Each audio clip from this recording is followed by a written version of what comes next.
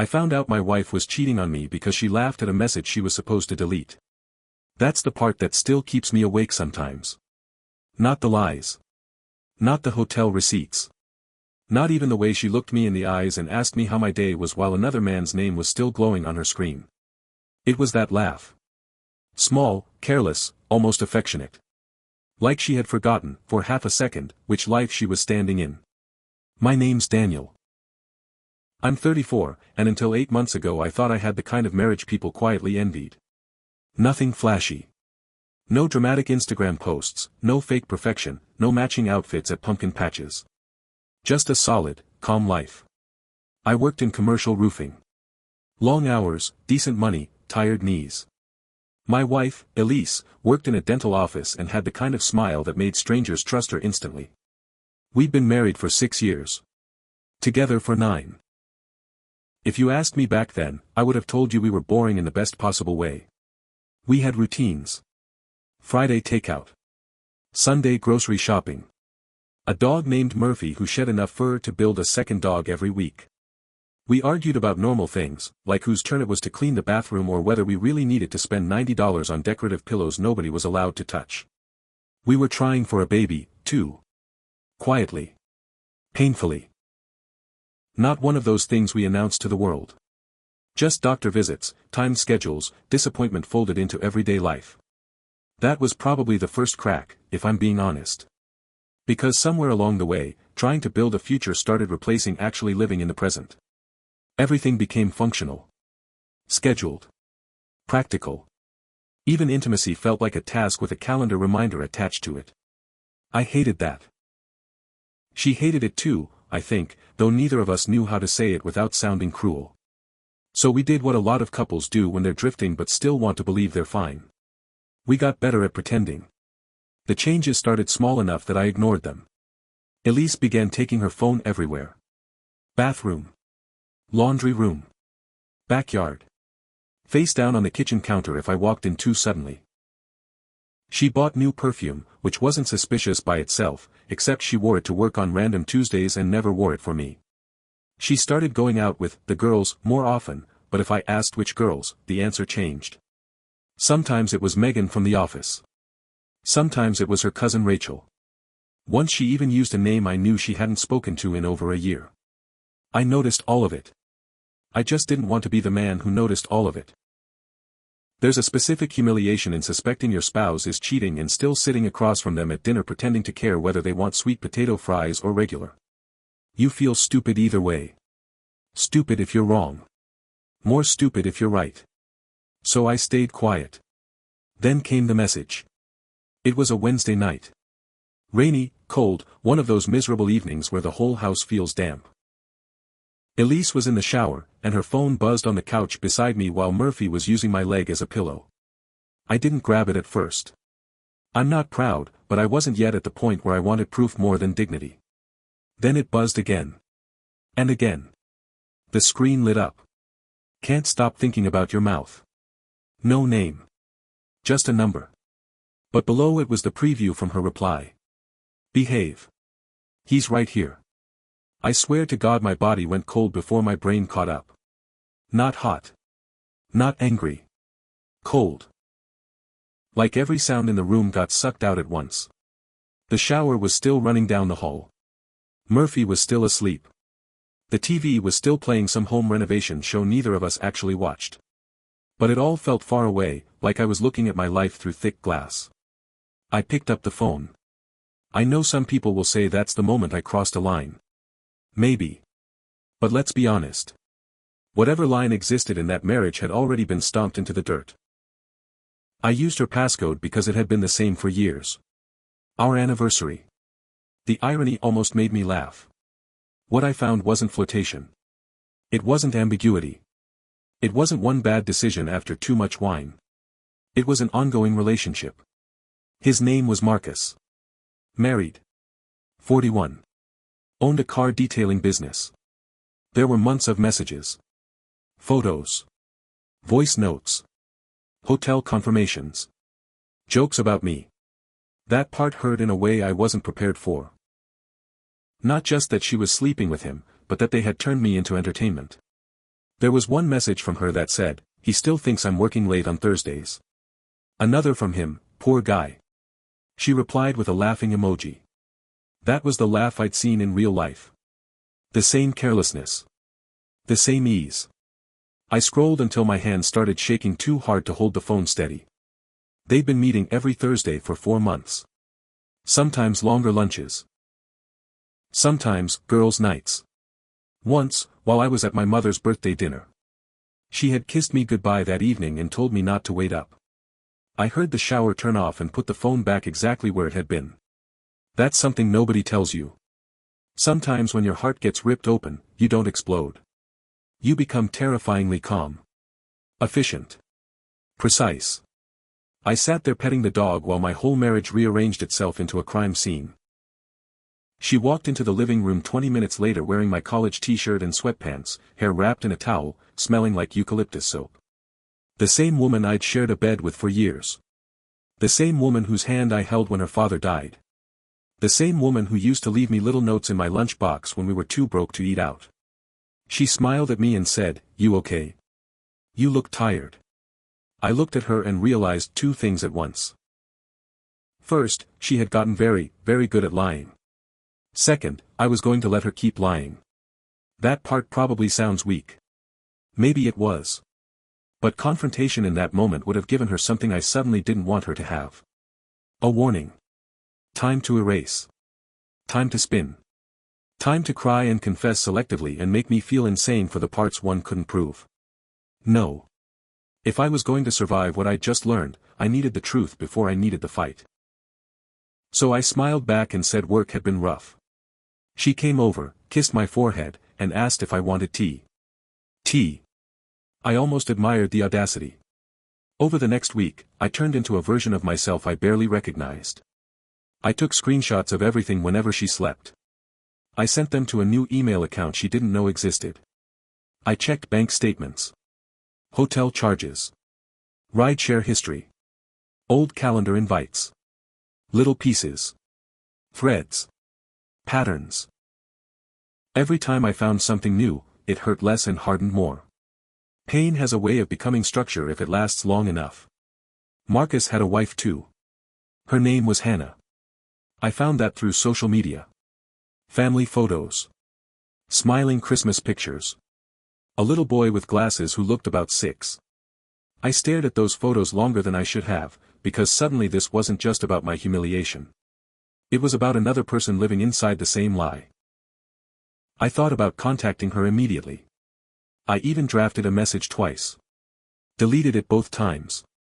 Not yet. Because by then I had also discovered something else. Elise wasn't planning to leave me. That was the part that changed everything. Buried between messages and jokes and hotel room selfies were conversations about money. About our house.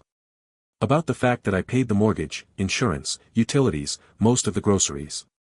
About how safe I was. About how Marcus was fun, but I was reliable. There was one message from her I'll probably remember until I die. I'm not stupid enough to blow up my life before I'm set. I read that sentence 3 times. I wasn't her husband anymore. I was her backup plan. Her stability. Her silent investor. The fool holding up the roof while she played house somewhere else. And right there, sitting alone in my truck during my lunch break with that message burning in my head, something inside me stopped grieving and started planning. Not violence. Not screaming. Not one of those fantasy revenge scenes people type in comment sections. I wanted something better than rage. Rage burns hot and fast. I wanted cold. I wanted exact. I wanted her to feel what I had felt on that couch. I wanted the floor to disappear beneath her feet at the exact moment she still believed she was standing safely on it. So I started acting normal. Maybe even better than normal. I brought home her favorite Thai food on Friday. I asked about her day. I laughed at her stories. I kissed her goodbye in the mornings. I became attentive in a way I hadn't been in months, and I could see the relief in her face. That almost made me sick. She thought I was reconnecting. She thought whatever distance had been between us was closing on its own. Meanwhile I was quietly copying documents, moving money that was legally mine into a separate account, and speaking to a lawyer during my lunch breaks. The lawyer was the first person I told.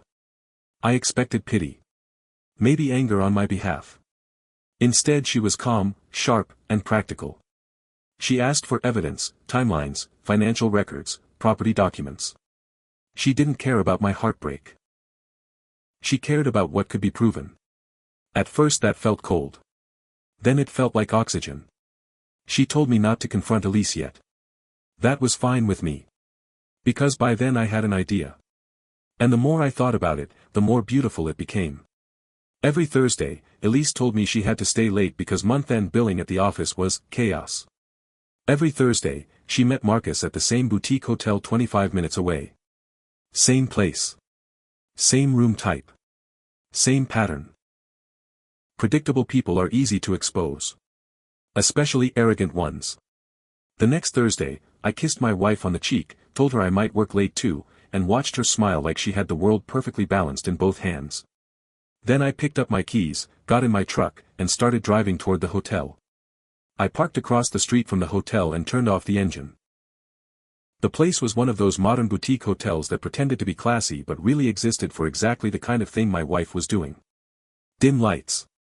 Private parking. A small bar inside so people could pretend they were just meeting for drinks. I checked the time. 6:47 p.m. Elise usually texted me around 7 to say she was still at the office. I leaned back in my seat and watched the entrance. At 6:58 her car pulled into the lot. My chest tightened, even though I already knew. Even though I had seen the messages, the photos, the plans. Seeing it in real life was different. She stepped out of the car wearing a coat I had bought her for Christmas. Her hair was done differently than it had been when she left the house. Lipstick too. She looked excited. Like someone going on a date. I watched her walk through the glass doors without even looking around. Confident. Comfortable. Like this was routine. 7 minutes later a black SUV pulled in. Marcus. I knew it was him before I even saw his face. Same vehicle from the pictures on his social media. Same arrogant way of walking, like the world owed him space. He checked his phone, smiled at something, and headed inside. For a moment my hands gripped the steering wheel so hard my knuckles went white. But I didn't move. Because I wasn't there to scream. I was there to finish collecting proof. I waited 15 minutes, then walked into the hotel lobby like a man checking in after a long day of work. Calm. Neutral. The woman at the front desk barely looked up. Perfect. I sat at the bar, ordered a whiskey I didn't even want, and opened my laptop. From where I was sitting, I could see the elevators clearly. At 7:21 they stepped out together. Elise was laughing. The same laugh from the messages. Marcus had his hand on the small of her back like it belonged there. Like he had every right in the world. They didn't see me. They were too busy looking at each other. I watched them walk toward the elevators and disappear behind the closing doors. That was enough. I finished the whiskey, closed my laptop, and left the hotel with something I hadn't had since the night I saw those messages. Control. Because by now I had everything. Screenshots. Bank records. Hotel footage from the lobby security camera the bartender helped me access after a small tip and a believable story about suspecting my business partner was stealing clients. And most importantly, I had Marcus's full name, business, and home address. Which meant there was only one person left who deserved to know the truth as much as I did. His wife. Hannah. The next morning I sat in my truck outside a small coffee shop 20 minutes from her house. My phone was in my hand. My heart was pounding again, but not from fear this time. From anticipation. Because the message I had prepared wasn't angry. It wasn't dramatic. It was just the truth. And once she opened it. For lives were about to change at the exact same moment. I sent the message at 9:12 in the morning. For a few seconds nothing happened. Then the little, red, notification appeared. My stomach tightened. I imagined her sitting somewhere with her phone, probably expecting something normal. Maybe a message from a friend. Maybe a reminder about groceries. Instead she was opening a file full of screenshots that would tear her reality in half. 2 minutes passed. Then my phone rang. Unknown number. I answered. For a moment there was only breathing on the other side. Then a quiet voice said, "Is this Daniel?" "Yes." Another pause. "I'm Hannah." There was no screaming. No accusations. Just a tired, shaking voice trying to hold itself together. She asked one question. "Is it real?" I told her everything. Not dramatically. Not emotionally. Just facts. Dates. The hotel. The messages. The months of lies. I could hear her breathing change as the pieces started falling into place in her head. At the end she said something I didn't expect. "Thank you for telling me." We hung up. That evening Elise came home like it was any other day. She kicked off her shoes, kissed Murphy on the head, and asked what I wanted for dinner. I looked at her and realized something strange. For the first time in weeks, I wasn't angry. Because the storm wasn't coming from me. At 6:03 p.m. her phone rang. She glanced at the screen. Her entire face changed. "Marcus," she said quietly. She answered. I watched the color drain from her face as a woman's voice started shouting through the speaker. Loud enough that I could hear every word from across the room. "You ruined my family." Elisa's eyes slowly lifted toward me. And that was the exact moment she understood. I already knew. Elise slowly lowered the phone from her ear. Her hands were shaking. For a few seconds the room was completely silent except for Murphy's nails tapping on the floor as he walked across the living room. Elise looked from the phone to me, then back to the phone again, like she was trying to wake up from a nightmare. "Daniel," she said quietly. It wasn't a question. It was realization. I didn't raise my voice. I didn't slam anything. I just sat there and looked at her the way you look at a stranger who somehow ended up standing in your house. "How long?" I asked. She opened her mouth, but nothing came out at first. Her eyes were already filling with tears. "Daniel, I can explain." I shook my head. "No. You can't." The words came out calmer than I expected. Months ago I would have been screaming. But something inside me had already finished grieving before this moment ever happened. She took a step toward me. "It didn't mean anything," she said quickly.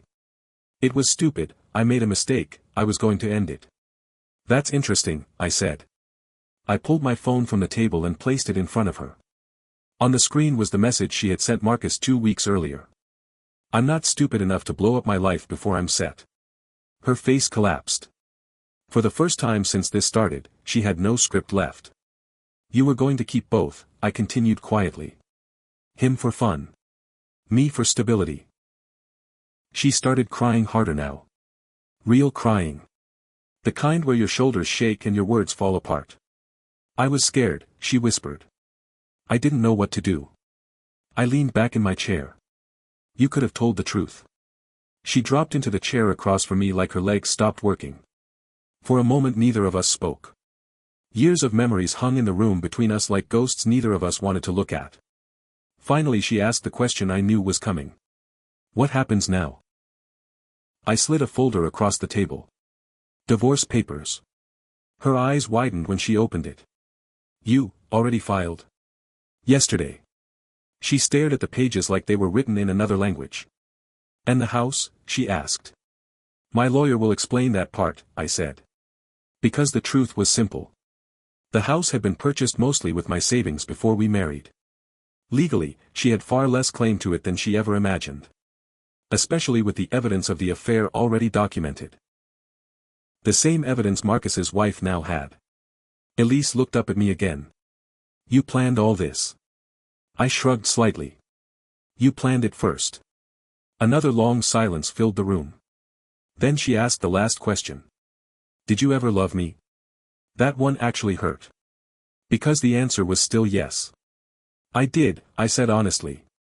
"But the person I loved wouldn't have laughed about it." Her tears came faster after that. I stood up, grabbed my keys, and walked to the door. As I reached the handle she spoke again. "Where are you going?" I paused. "For a drive," I said. And for the first time in months, when I stepped outside into the cool evening air, the weight on my chest was gone. Revenge didn't fix everything. But the truth had finally caught up with the lie. And sometimes, that's enough.